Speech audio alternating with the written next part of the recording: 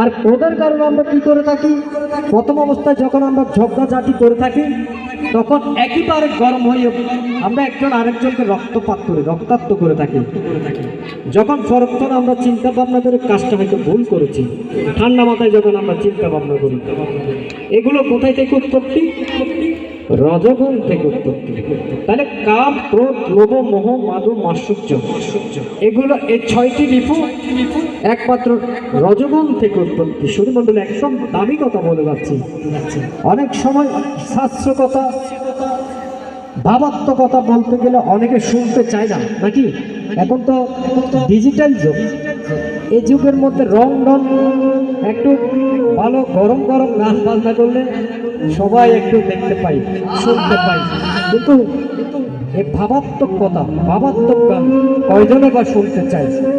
যেমন অনেক মায়েদেরকে দেখতে পেলাম আমি, পিছন থেকে এসে পিছনে প্রসাদ গ্রহণ করে চলে গিয়েছেন, কিন্তু এখানে বসার জন্য তাদের একটুখানি সময় হয় নাই।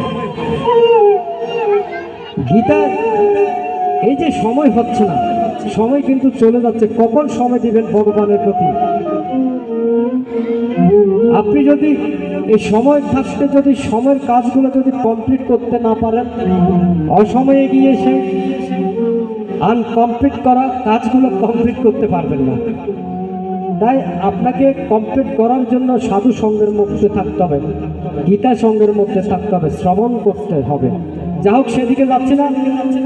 ওই কাম এবং ক্রোধ, মোহ, মাধু, মাৎসর্য, এই 4টা রিপুর কারণ আমরা পাপ কাজ করে থাকি। এক কাম, ক্রোধ, লোভ, মাধু, মাৎসর্যগুলোকে দূরীভূত করতে গেলে কি করতে হবে? সদা সর্বদা হরিনাম করতে হবে, কৃষ্ণ নাম করতে হবে, সাধু সঙ্গ করতে হবে। আপনি যদি সাধু সঙ্গ করতে না পারেন, নামের প্রতি মনকে যদি ধাবিত করতে না পারেন, ঠাকুরের জি চরণে আপনি যদি মনকে সমর্পণ করতে না পারেন, আপনার জন্মটাই বৃথাই যাবে। বাড়ি গাড়ি 5 তলা 10 তলা 11 তলা বিল্ডিং করে লাভ হবে না।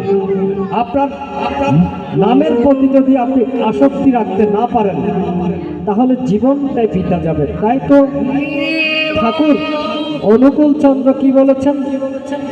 ওরে তোরা যদি নামের প্রতি মনটাকে আসক্তি করতে না পারিস, নামের প্রতি যদি মনটাকে দিতে না পারিস, নামের প্রতি যদি ভক্তি অর্পণ করতে না পারিস, টাকা পয়সা, বাড়ি গাড়ি, ধন দৌলত যতই থাকুক না কেন, যেদিন ওই নাম থেকে আপনার মন উঠে যাবে, প্রাণ থেকে, ঠাকুরের শ্রীচরণ থেকে নাম যেদিন উঠে যাবে, সেদিন 5 তলা 10 তলা যতই থাকুক না কেন, কোনো লাভ হবে না। কে বলেছেন?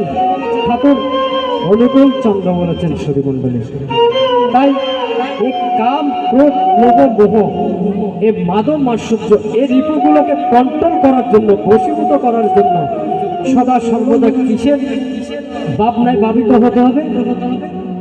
ঠাকুরের প্রতি ভাবনায় ভাবিত হতে হবে, হরে কৃষ্ণের প্রতি, গোবিন্দের প্রতি, কৃষ্ণের প্রতি, হরিনামের প্রতি এই মনকে ধাবিত করতে হবে। তাহলে সদা সর্বদা আমাদেরকে কি করতে হবে? হরিনাম করতে হবে। কেমন করে? হরে কৃষ্ণ কৃষ্ণ কৃষ্ণ হরে হরে, হরে রাম হরে রাম,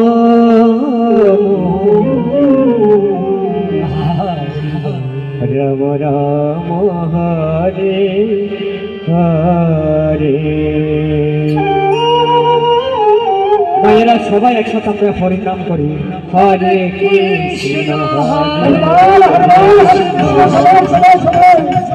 কৃষ্ণ কৃষ্ণ হরে হরে, হরে রাম হরে রাম, রাম রাম হরে হরে, হরে কৃষ্ণ কৃষ্ণ কৃষ্ণ হরে